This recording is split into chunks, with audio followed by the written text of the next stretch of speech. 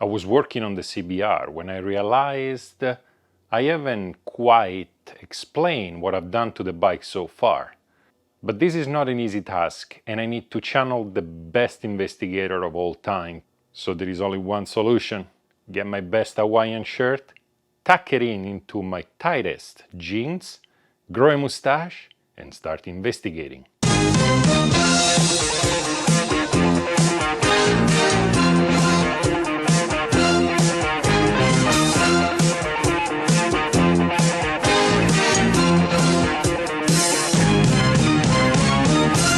So a few people have noticed little details around the bike that did not make it on camera. So let's go through it front to back and let's figure out what I've done to it up to this point. The first thing that pops when you look at the bike is obviously the rims. The rims have been stripped and powder coated in the Spanish gold kind of color. I obviously put new tires and balanced the wheels to make it proper and replace all the wheel bearings around. The front rotors, they were still good, so instead of replacing them, I cleaned them up.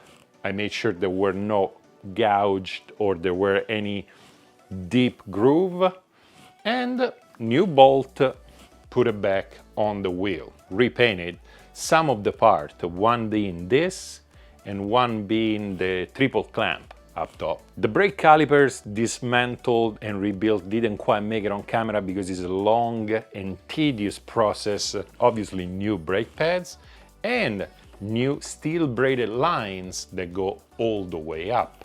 The seals for the forks have been replaced. Fresh new fork fluid is being put in and they're being set to the OEM Honda specs. The one among you with the keenest eye might have noticed I actually put some fairing on. One thing I need to advise anybody looking for new fairings for their bikes: do not, I can't emphasize this enough, do not buy NT fairings. The price is on par with most of the other fairings out there, but the front shield came in was barely worth, I don't know, because the way they packed it or whatever, this portion of the shield was pretty much back here. This one was all tilted and I had to go with a heat gun and push and prod. It was a nightmare. And so far, every or almost every single hole in the fairing, I have to re-drill to the proper size. As you guys can see, pieces are not matching. It's horrible. When it comes to the main headlight is the original headlight, which I completely rebuilt. I cleaned the lens. As you guys can see, it looks almost new. I replaced all the foam around the edge and pretty much made sure that it was back to Honda specs. And those are mirrors that I bought on eBay. They were cheap, but they're similar to the OEM mirrors. If you go to the OEM mirrors, they're like 80 bucks a pop. So those were 25 or something like that for both. So that's a victory, let's call it that way. Another thing that I've done is the steering head. I opened it up and surprise, surprise, this is what I found. Needless to say, I had to replace all the bearings and seats in the steering head. Moving on to the cooling system, obviously a coolant flush, replace a few hoses, especially the vents that were kind of cracked. The big hoses, amazingly enough, were in great shape, so I decided to keep new coolant in it to make sure that nothing leaked, and a brand new coolant reservoir right over there. I took off the head and checked the gap on all the valves, replaced the shims, cleaned all around, and make sure that everything up top was nice, clean, and neat, including removing a whole bunch of hoses that were under the tank that first were cracked and second they were useless. But we'll get there once we go to the other side of the bike. I replaced the headers over here with this fresh It's used, but in such great condition, such a nice color to it, because the older headers were pretty much ruined due to the heat wrap. Remove the cover, cleaned up inside, replace the seal, put new gasket maker all around, replace the little spring for the clutch over here. The clutch inside was actually in great shape, I can't believe it. So I left it alone. Fresh oil filter, and there you have it. On the same note, because there was a little leak, I removed the oil pan, cleaned it properly. There was so much sludge in there, it's not even funny. Remove it, new gasket, put the bolt, torque it to specs, and also clean the oil sump filter that was in there. The rear braking system got the same overall as the front system. So the master cylinder got cleaned, in and out, brand new lines that go all the way, make sure that everything worked, and the caliper is being rebuilt. When it comes to the rotor over there, amazingly enough, that's a used new rotor, meaning it's not the rotor that was on the bike, but it was used in great conditions. So I snatched it up, put it on the bike, and it looks fantastic. When it comes to the shock in the back, is being clearly cleaned and make sure that it still actually works properly. So all the bolts, all the adjustment are still adjustable, and all the linkage is being cleaned into my ultrasonic machine. The seat is gonna get replaced again, or at least the cover, because this cover is horrendous. There was this fad a few years ago of making everything carbon fiber, although in some places the carbon fiber leather looking thing, it's nice, like one of my wallets.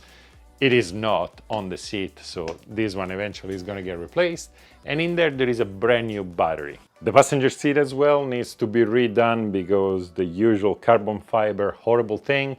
But one thing I've done to it, it's the opening system now works properly. Replaced the cable and a few bits and bolts in there to make it work as it should. Most likely I'm gonna go with a cowl cover though. I'm gonna make it a monoposto. Let me know in the comments what you think and what I should do with the seat.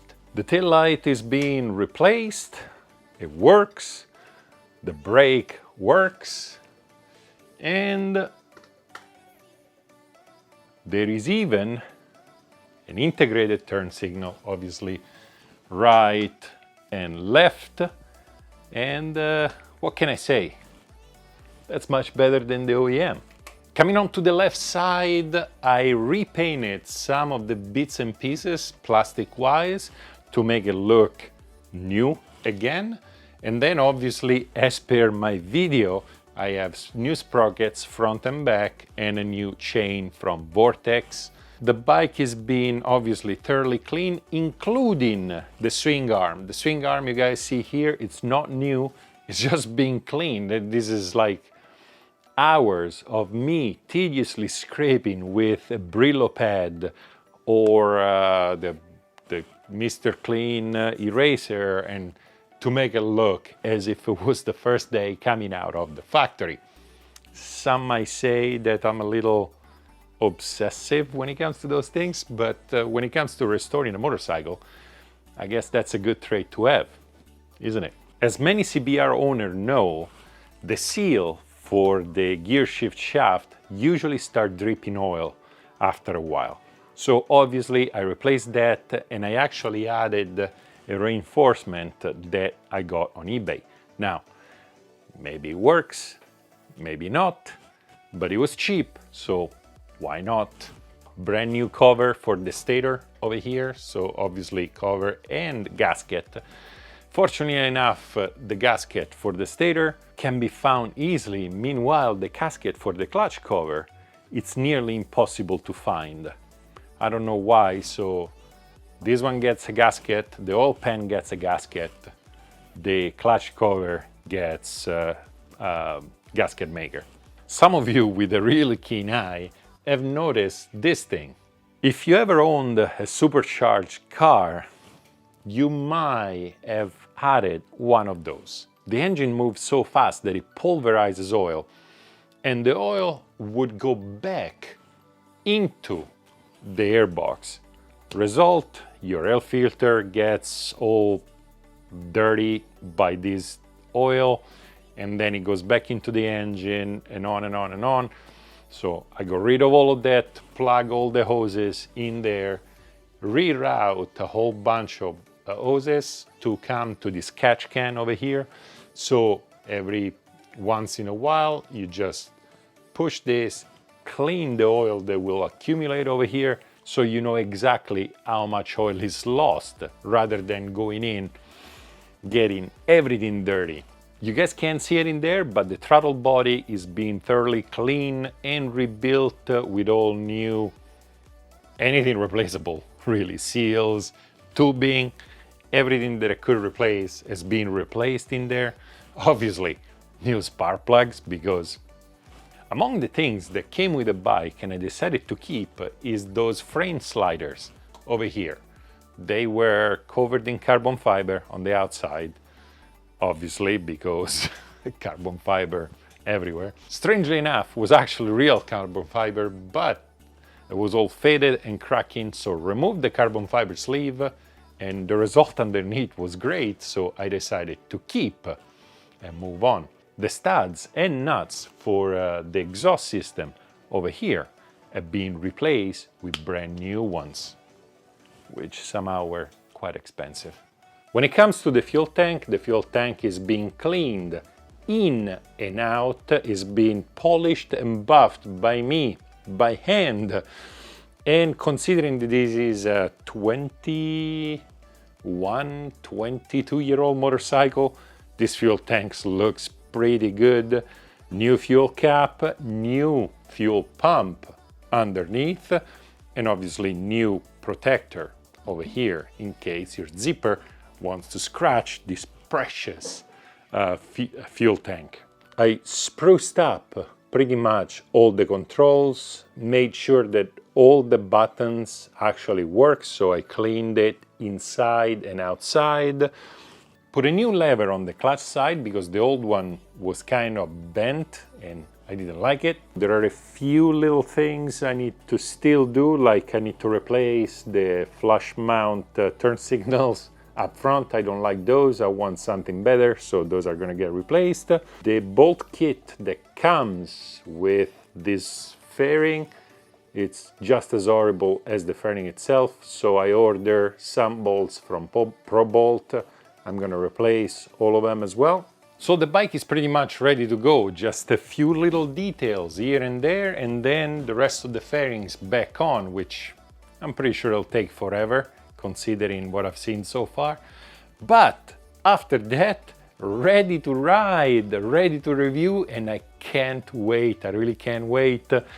I'm genuinely excited about it. Thank you very much to my patrons. You guys are the best, and obviously go to the Patreon page, check it out. There is gonna be torque specs and discount codes and all sorts of other things. For everybody else, thank you very much, and if not for the quality of the video, the fact that I've been going around for the past 2 weeks like a 1970 porn star at least makes me deserve a like and a subscribe.